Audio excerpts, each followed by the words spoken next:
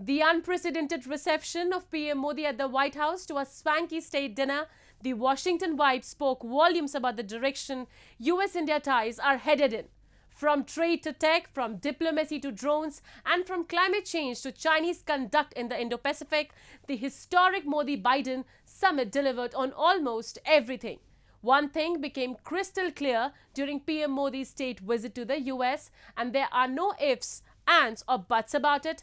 The India-US duo has hit the accelerator, and their solid commitment to join forces across fields is an indicator that this partnership is going to be a real powerhouse.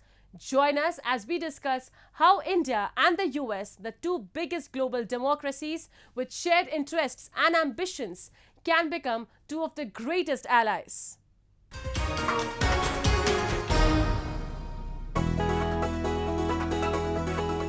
As Prime Minister Narendra Modi touched down on American soil, the air was thick with anticipation and excitement. Exuberance and elation reached their pinnacle by the time the visit reached its epic conclusion.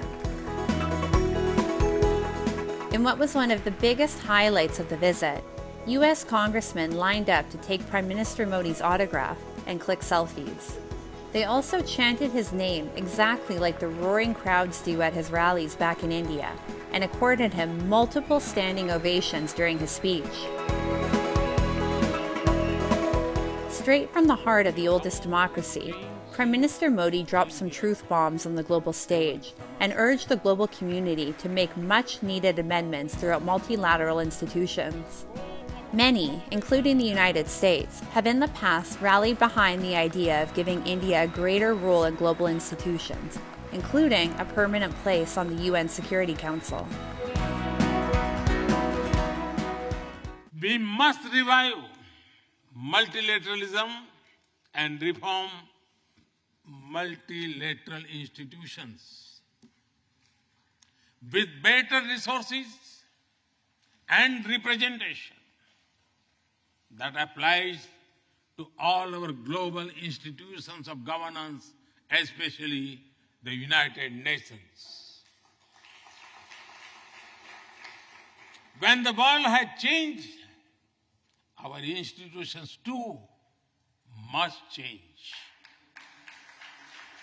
or risk getting replaced by a world of rivalries without rules in working for a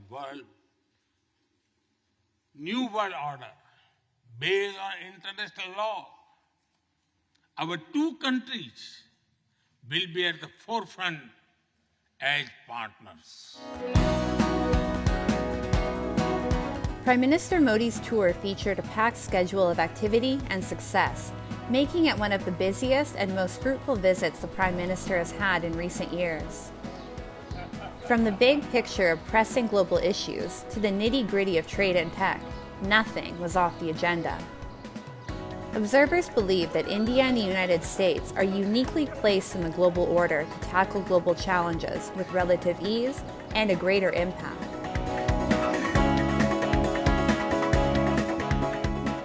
It is the result of rising Indian respect and growing trust in her abilities that an increasing number of business bigwigs across different industries have expressed interest in joining the Indian bandwagon.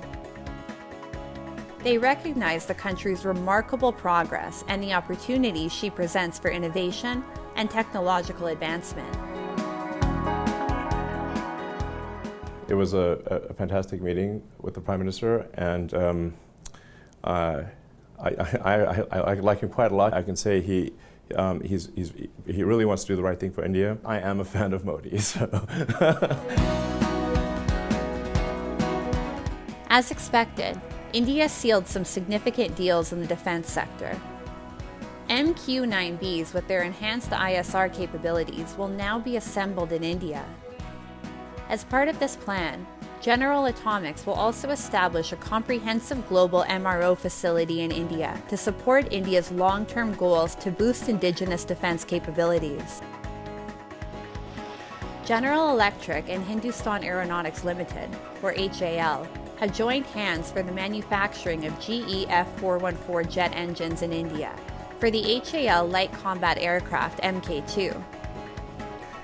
This game-changing move to manufacture F414 engines in India will enable the greater transfer of US jet engine technology more than ever before. India and the US have committed to working collaboratively and expeditiously to support the advancement of this unprecedented co-production and technology transfer proposal. The US hasn't been apprehensive in providing India the tech it needs to enhance her capabilities, as Washington knows for sure that India, the true advocate and promoter of peace, is the most reliable bet it can have in the entire world. We're straightforward with each other and we respect each other. One of the fundamental reasons that I believe the U.S.-China relationship is not in the space it is in the U.S.-Indian relationship is that there's an overwhelming respect for each other because we're both democracies. The two countries will now be integrating at the US-India Defense Acceleration Ecosystem, Indus-X as well.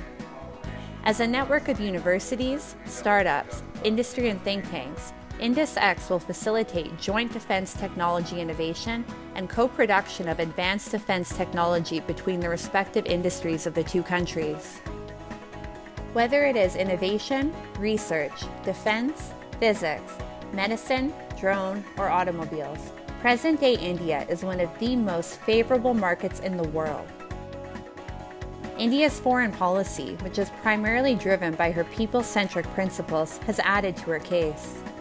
Industry leaders have opined time and time again that India's potential for investment, research and development, and market expansion is immense, and she is the hotbed of opportunities for those aiming big.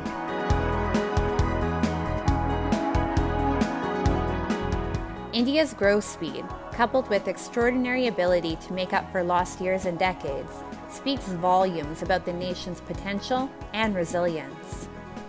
Her diplomatic leaps that have propelled her to become one of the most emphatic and resolute players in the current global climate have also been one of the key reasons behind the world being drawn to her.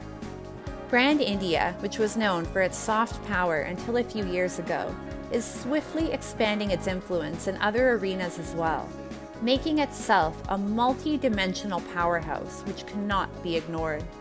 Two great friends, two great nations, and two great powers. Cheers.